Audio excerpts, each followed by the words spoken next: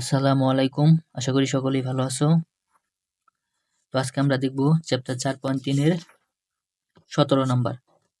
17তে দেখো একটা সৃজনশীল দেওয়া আছে। দেখো 17 নাম্বারে কি বলা হয়েছে?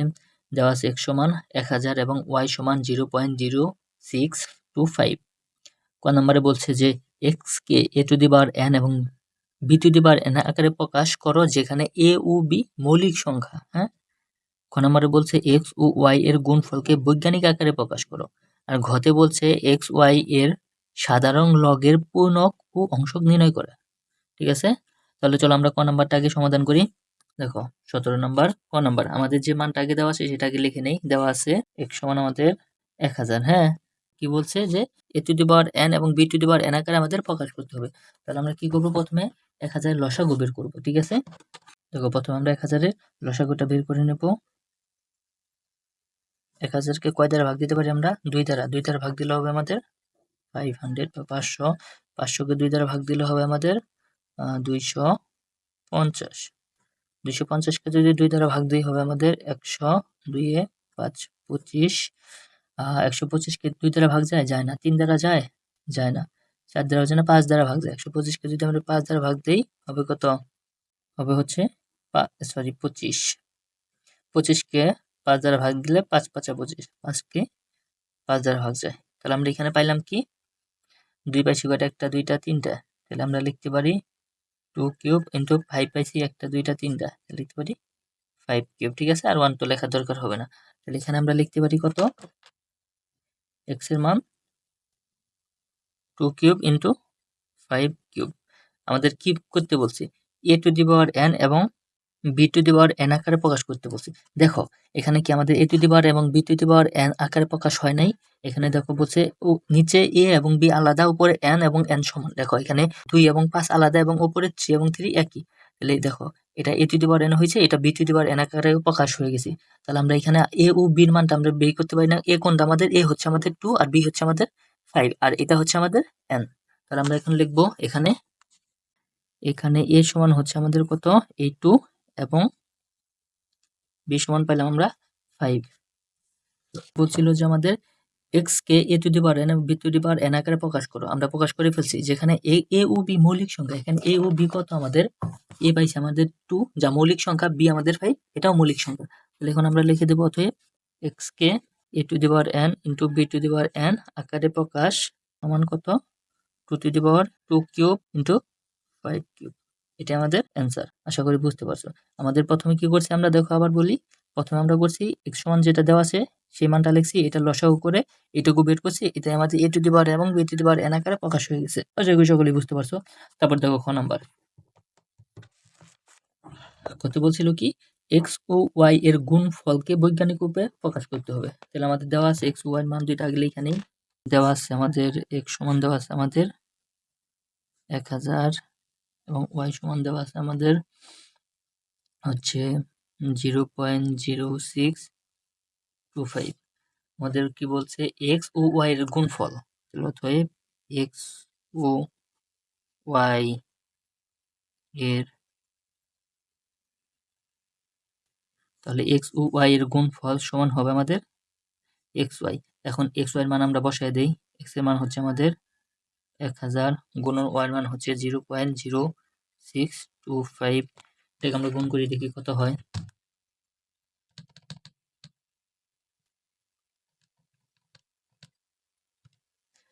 1000 গুণ 0.0625 গুণ করলে হয় আমাদের 62.5, 62.5। এটা পাইলাম। আমাদের কি বলছে? x y এর গুণফল কি আকারে প্রকাশ করতে বলছে? বৈজ্ঞানিক আকারে প্রকাশ করতে হবে। ঠিক আছে, তাহলে বৈজ্ঞানিক আকারে প্রকাশ করতে গেলে আমাদের কি করতে হবে? বৈজ্ঞানিক আকারে প্রকাশ করতে গেলে দশমিকের আগে একটি মাত্র সার্থক অঙ্ক রাখতে হবে। হ্যাঁ, বৈজ্ঞানিক আকারে যদি আমরা প্রকাশ করতে চাই, এখানে দেখো দশমিকের আগে আমাদের কয়টা অঙ্ক আছে? দুইটা সার্থক অঙ্ক আছে। কিন্তু বৈজ্ঞানিক আকারে প্রকাশ করতে হলে আমাদের রাখতে হবে দশমিকের আগে একটা সার্থক সংখ্যা রাখতে হবে। তাহলে আমরা দশমিকের আগে একটা সংখ্যা রাখবো বৈজ্ঞানিক আকারে। তাহলে দশমিকের আগে যদি একটা সংখ্যা রাখতে চাই তাহলে আমাদের দশমিকটা চলে আসে এখানে, তাই না? তারপরে কি হবে আমাদের? 25। আমরা কয় ঘর আগে দশমিকটা নিছি? এক ঘর আগে। তাহলে হবে আমাদের 10 টু দি পাওয়ার 1। তার মূল বিষয়টা হচ্ছে দশমিক আমরা যে ঘর আগে লিখবো এই 10 এর উপর পাওয়ার হবে তত। এটা যদি আমরা 5 ঘর আগে লিখতাম, ধরো দশমিক সংখ্যা আমাদের 5 ঘর পরে আছে, তাহলে 5 ঘর আগে আইনা আমরা এখানে লিখতাম না দশমিকটা, সেই ক্ষেত্রে আমাদের 10 এর উপরে হইতো 5। আমরা যে কয় ঘর আগে দশমিক আনবো পাওয়ারটা আমার অত হবে, ঠিক আছে? এটাই আমাদের বৈজ্ঞানিক আকারে প্রকাশ। এটাই অ্যান্সার। আশা করি বুঝতে পারছো। তারপরে ঘতে দেখো কি বলছে, ঘতে বলছে যে xy এর সাধারণ লগের পূরক ও অংশক নির্ণয় করো। তাহলে ঘতে আমরা xy এর সাধারণ লগের পূরক, xy এর মান আমরা ঘতে পাইছি না, সেটা আগে লিখে নেব যে খ হতে পাই xy সমান কত পাইছি 62.5, এই মানটা লিখে নেব। এখন আমাদের এখানে বলছে যে এর সাধারণ লগের পূরক ও অংশক নির্ণয় করতে হলে, সাধারণ লগের পূরক নির্ণয় করতে গেলে আমাদের ক্যালকুলেটর ব্যবহার করতে হয়। হ্যাঁ, তাহলে আমরা লিখবো ক্যালকুলেটর ব্যবহার করে পাই। ক্যালকুলেটর ব্যবহার করে, ক্যালকুলেটর ব্যবহার করার ক্ষেত্রে আমাদের প্রথমে কি চাপতে হবে? এসি। হ্যাঁ, সর্বপ্রথম আমাদের কাজ হচ্ছে এসি চাপতে হবে। এসি চাপার পরে আমাদের যেহেতু বলছে সাধারণ লগের, সেই ক্ষেত্রে আমাদের লগ আনতে হবে। তারপর আমরা রাখবো লগ। লগ চাপার পরে সাধারণ লগের পূর্ণক অংশ বের করতে হবে। লগ চাপার পরে আমাদের এক্স ওয়াই যে মানটা দেওয়া আছে এটা চাপতে হবে 62.5। তারপরে আমাদের চাপতে হবে ইকুয়াল, যে মানটা আসবে সেটাই আমাদের অ্যান্সার হয়ে যাবে। হ্যাঁ, তাহলে দেখো আমাদের প্রথমে চাপতে হবে কি এসি। তাহলে এই যে এসি মানে কি, কোনো কিছু যদি এখানে ওইটা থাকে এসিতে চাপ দিলে সব চলে যাবে। এরপরে কি, যেহেতু বলছে আমাদের সাধারণ লগের, সেই ক্ষেত্রে আমাদের কি চাপতে হবে লগ। তাহলে আমরা লগ চাপবো আগে।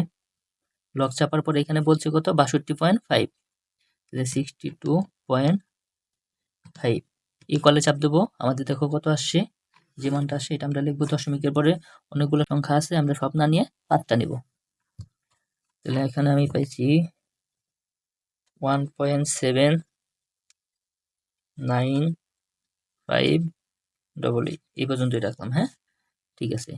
সাধারণ লগের মানটা পেয়ে গেছি আমরা, এটা ঠিক আছে। আমাদের সাধারণ লগের মানটা পেয়ে গেছি। এখানে লগের পূরক এবং অংশক নির্ণয় করতে বলছে। পূরক কোনটুকু? দশমিকের আগে যে সংখ্যাটুকু থাকে সেটুকুই হলো পূরক, এবং দশমিকের পরে যে সংখ্যা থাকে সেটাই হচ্ছে অংশক। তাহলে দশমিকের আগে আমাদের এই যে এখানে 1 আছে না, পূর্ণ সংখ্যা, এটাই হচ্ছে আমাদের পূরক। দশমিকের পরে যে সংখ্যাটুকু আছে সেটা হচ্ছে অংশক। তাহলে আমরা লিখবো অতএব লগ 62.5 এর পূরক। পূরক কত আমাদের এখানে আছে 1, এবং আমাদের অংশক কোনটুকু? এইটুকু। অংশক হচ্ছে আমাদের 0.79588। এটা আমাদের অ্যান্সার। আশা করি সকলেই বুঝতে পারছো। চলো আরেকবার দেখি আমরা কি করলাম। হচ্ছে ক নম্বর, আমাদের কত বলছিল এক্স এর মানকে এ এন এবং বি এন আকারে প্রকাশ করো, যেখানে এ বি পূর্ণ সংখ্যা, হ্যাঁ সরি মৌলিক সংখ্যা। তাহলে আমাদের দেওয়া ছিল এক্স এর মান হচ্ছে 1000। 1000 আমরা লসাগু করে আমরা পাইছি হচ্ছে 2 কিউব এবং 5 কিউব। 2 কিউব এবং 5 কিউব। এখানে দেখো 2 কিউবটা a two the power n আকারে এবং 5 কিউবটা b two the power n আকারে প্রকাশ হয়ে গেছে। তাহলে আমরা এখানে এর মান হচ্ছে 2 আর b এর মান হচ্ছে 5। তাহলে এর মান আর b এর মান লিখছি। x K a two the power n b two the power n আকারে প্রকাশ করলে হয় এটা, ঠিক আছে? অনেক সহজ, বুঝতে পারছো আশা করি। আর খ নম্বরে বলছি কি x y এর গুণফল বৈজ্ঞানিক আকারে প্রকাশ করতে হবে। তাহলে আমার দুইটা মান দেওয়া আছে x এবং y, এটা গুণ করছি, গুণফল আমার এটা, সেটাকে বৈজ্ঞানিক রূপে প্রকাশ করতে হলে কি করবে? দশমিক সংখ্যার আগে আমাদের একটা মাত্র পূর্ণ সংখ্যা রাখতে হবে, ঠিক আছে? একটা মাত্র স্বাভাবিক সংখ্যা রাখতে হবে। এখানে দুইটার পরে দশমিক আছে, আমরা দশমিকটা একটার পরে দিছি, যেহেতু এক ঘর আগে দশমিক আনছি সেই ক্ষেত্রে আমাদের এখানে 10 এর উপর পার হবে 1, ঠিক আছে? আর যদি 2 ঘর আগে আনতাম, এখানে যদি 2 3 ঘর আগে আনলে এখানে হবে 3। ওকে, আশা করি বুঝতে পারছো। তারপরে ঘ নম্বরে বলছিল আমাদের কি এক্স ওয়াই এর সাধারণ লগের পূরক এবং অংশক নির্ণয় করো। তাহলে খতে আমরা এক্স ওয়াই এর মানটা পাইছি, তারপর ক্যালকুলেটর ব্যবহার করে লগ, এটা যে মানটা আমাদের এক্স ওয়াই এর সেটা লগ এত সমান আমরা এই মানটা পাইছি। এখানে পূরক কি, দশমিকের আগে যেটুকু থাকে সেটাই হচ্ছে পূরক, এবং দশমিকের পরে যেটুকু থাকে সেটাই হচ্ছে অংশক। এখানে দশমিকের আগে আছে আমার 1, সেখানে পূরক হচ্ছে 1, এবং দশমিকের পরে আমার আছে এটুকু, এটুকু হচ্ছে অংশক, ঠিক আছে? আশা করি সকলেই বুঝতে পারছো। তো আজকে এই পর্যন্তই, সকলেই ভালো থেকো। আসসালামু আলাইকুম।